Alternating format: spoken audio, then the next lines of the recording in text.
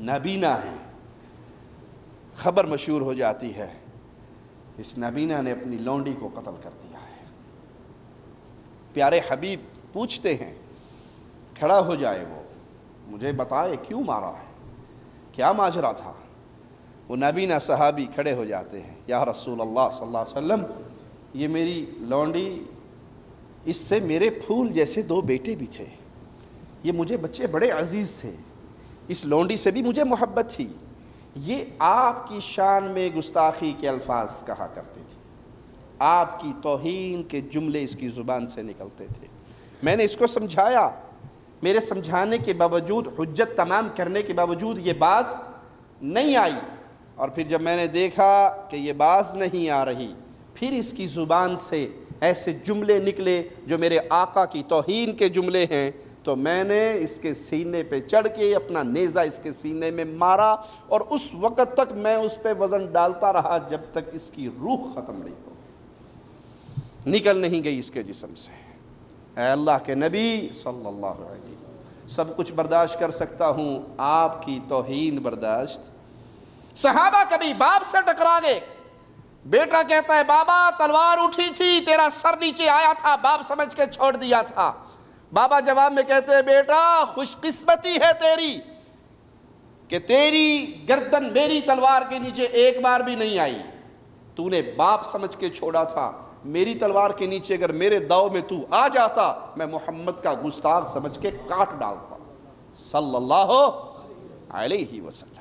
یہ صحابہ کا ایمان تھا،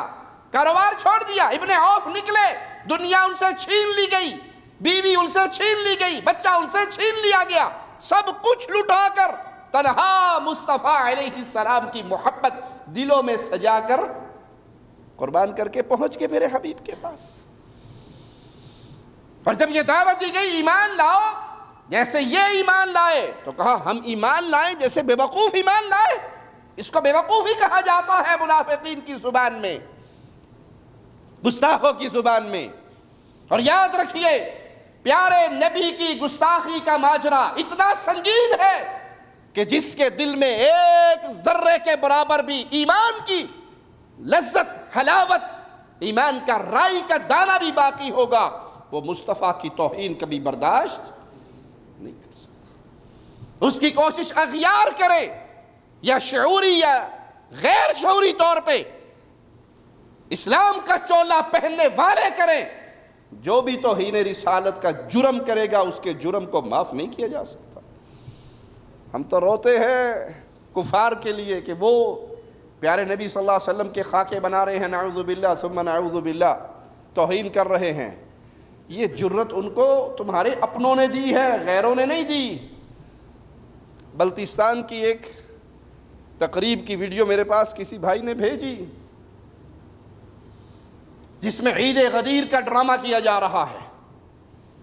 اس پورے واقعے کی فلم بندی کی جا رہی ہے، اور نعوذ باللہ ثم نعوذ باللہ نقل کفر نباشد، وہ مجرم وہاں آواز لگاتے ہیں،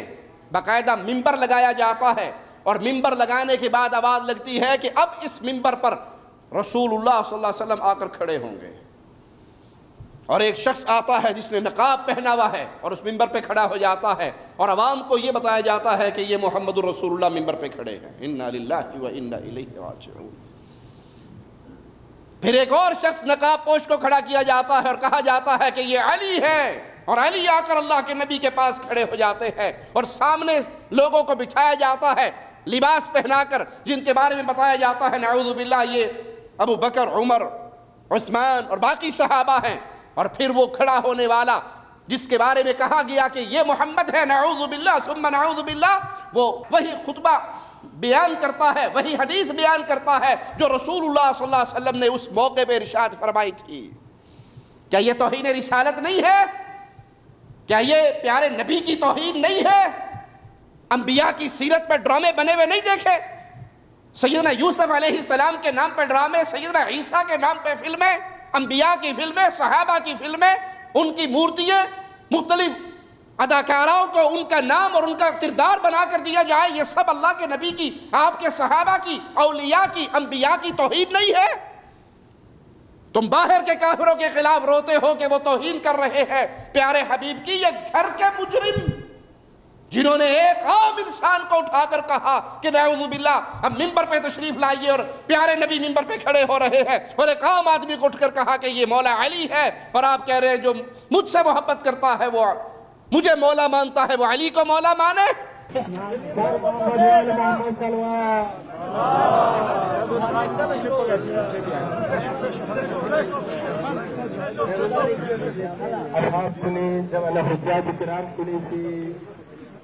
سالانی ممبر کو تیار ویڈیو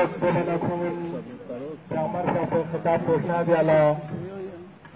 غدیری دے میداسینو جمع کو سے گاما ہمتن گوشو سیوک دے مننا پہ عمر صاحب کو ممبر ایک بیکھا تشریف فرما گو دینا شریف یا پوچھی عوام نگر سے کرام کے لئے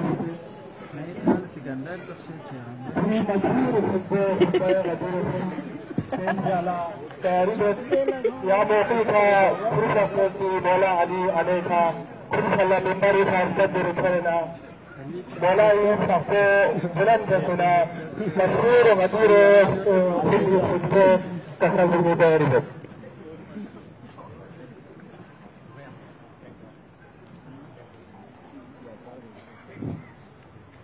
بسم الله الرحمن الرحيم الحمد لله الذي علا في توحده ودنا في تفرده وجل في سلطانه وعظم في أركانه وحاط بكل شيء علما وهو في مكانه وقهر جميع الخلق بقدرته معاشر الناس هذا علي أخي ووسيي دے انسان کن دے مومن کن کیوں نی پھونو علی اور نی وسیع اور جانشین علی ابن ابی طالب وواعي علمي وخليفتي في أمتي على من آمن بي وعلى تفسير كتاب الله عز وجل ہستیانی زلانی خلیفین نی امتی بھری اور نی کا ایمان پھنکھن گامی نی طرفنا خلیفین اور قرآنی تفسیر لا چھسکن کنی بھری نی خلیفین والعامل بما يرضاه والمحارب لأعدائه والموالي على طاعته والناهي عن معصيته إنه خليفة رسول الله وأمير المؤمنين دی شخصیت کو خدائی رضایت مطابق نصب کنن اور خدائی دشمن کننے سے جا بکنن اور خدائی اطاعت بکن کننے سے گلوف بکنن اور خدائی گناہ معصیت بکن کننا منع بکنن بتحقیق دی شخصیت کو خدائی رسول خلیفین اور تمام مومنین کنگامی امیر اور ہدایت بکن کنی امام وقاتل الناكسين والقاسطين والمارقين بأمر الله يقول الله ما يبطل القول لدي بأمر الله ربي أقول بشخصیت خدائی حکم کا ناکسین نا قاسطین نا مارقین قتل بکنن کہ خدا مند متعالی حکم کا ناسی بغیر کسی قسمی تغییر تبدیل مدہ ناسی درست اللهم وال من والاه وعاد من عاداه وانصر من نصره واخذل من خذله والعن من انكره واغضب على من جحد حقه فمن مولاه فعلي مولاه